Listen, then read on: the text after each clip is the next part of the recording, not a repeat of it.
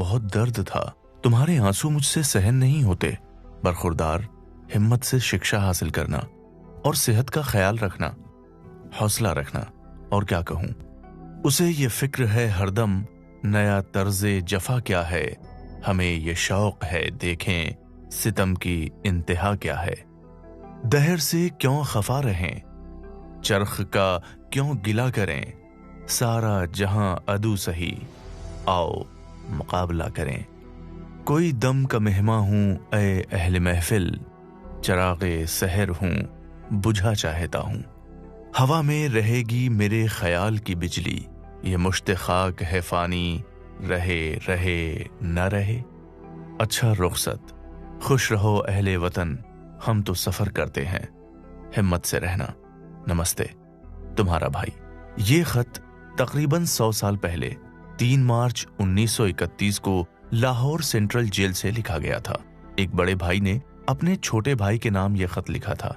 इस छोटे से खत में रिश्तों की बेपनाह मोहब्बत से कहीं ज्यादा अपने मुल्क से बेहिसाब इश्क की खुशबू है।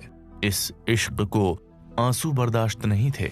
इस इश्क की ताकत उसका जुनून, बगावत और अपने मुल्क के लिए उस समय की दुनिया की सबसे बड़ी ताकत से अदावत मोल लेने की कुव्वत थी।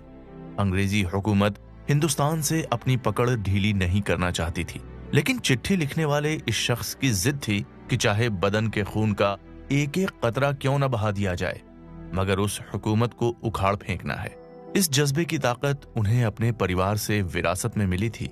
इनकी परवरिश उस माहौल में हुई थी जहां क्रांति की आबो हवा थी, जिनके दालान पर बगावत की चर्चाएं थीं, जिनके जज्बे की बुनियाद में फरियाद नहीं, जुल्म से टकरा लेने की सरगोशियां थीं।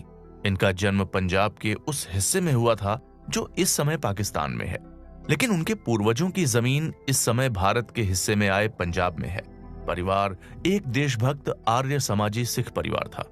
इस वजह से उनके रगों में देशभक्ति की लहरें दौड़ती थीं। जब पैदा हुए तो दादी ने नाम रखा था भागों वाला, यानी अच्छे भाग्य वाला। दादी को नहीं पता था कि ये भाग्य वाला शख्स सचमुच एक दिन हिंदुस्तान के भाग्य को बदल देने में खुद को शुमार कर लेगा।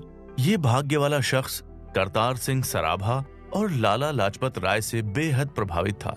13 अप्रैल 1919 को जलियांवाला बाग में नरसंहार हुआ। उसके बाल मन पर इसका बड़ा गहरा असर पड़ा। उनका मन इस जुल्म के खिलाफ उबल पड़ा और इसका हल उन्हें बगावत में नजर आया। डीएवी स्कूल से उन्होंने 9वीं पास की और फिर इंटरमीडिएट की परीक्षा पास करने के बाद उन्हें शादी के बंधन में बांधने की तैयारियां होने लगीं। लेकिन उनकी दिलचस्पी अपनी शादी में नहीं, वतन के पैरों में पड़ी जंजीरों को तोड़ने में थी। वो लाहौर से भागकर कानपुर आ गए। महज 14 साल की उम्र पंजाब की क्रांतिकारी संस्थाओं में शिरकत करने लगे। आजादी के संघर्ष में वो इतना रम गए कि पूरी जिंदगी ही देश के नाम कर दी। नेशनल कॉलेज की पढ़ाई बीच में ही छोड़ दी और नौजवान भारत सभा की स्थापना की। काकोरी कांड में अपने साथियों को मिली सजा से वे इतने बेचैन हो गए कि चंद्रशेखर आजाद के साथ उनकी पार्टी हिंदुस्तान रिपब्लिकन एसोसिएशन से जुड़ गए और उसे एक नया नाम मिला, हिंदुस्तान सोशलिस्ट रिपब्लिकन एसोसिएशन। एक नए संविधान बनाने के मंसूबे से देश में साइमन कमीशन दाखिल हुआ। चारों तरफ इसके बहिष्कार के नारे गूंजने लगे। अंग्रेजी शासन की लाठी लाला लाजपत राय की पीठ पर भी बरसी और इससे लाला जी की मौत हो गई। इस मौत ने नौजवानों को गुस्से से भर दिया। हमारी कहानी का ये नायक नौजवान बेचैनी से दहक उठा। इन्होंने पुलिस सुपरिंटेंडेंट स्कॉट को मारने की योजना बनाई। लाला जी का मौत का बदला चंद महीनों में ही ले लिया और एएसपी सैंडर्स के सीने में गोलियां उतार दी। हालांकि हमारा नायक खून खराबे का पैरोकार नहीं था, वो बदलाव चाहता था। वो अंग्रेजी हुकूमत से हिंदुस्तान की मुक्ति चाहता था। वो चाहता था कि अंग्रेजी हुकूमत उनकी इस बेचैनी की आवाज सुने। इस आवाज को सुनाने के लिए ही दिल्ली की असेंबली हॉल में बम फेंकने की योजना बना डाली। असेंबली हॉल में बम गिराकर इनकलाब जिंदाबाद, साम्राज्यवाद मुर्दाबाद के बुलंद नारे लगाए गए और भागने की कोशिश किए बिना गिरफ्तार हो गए। इस बम कांड में किसी को नुकसान तो नहीं पहुंचा, मगर बम की धमक अंग्रेजी हुकूमत तक जरूर पहुंचा दी गई। उन पर लाहौर षड्यंत्र नाम से मुकदमा चलाया गया। उनके 2 साथियों के साथ उन्हें भी मौत की सजा सुनाई गई और तीनों साथी मुकर्रर वक्त से पहले फांसी पर लटका दिए गए।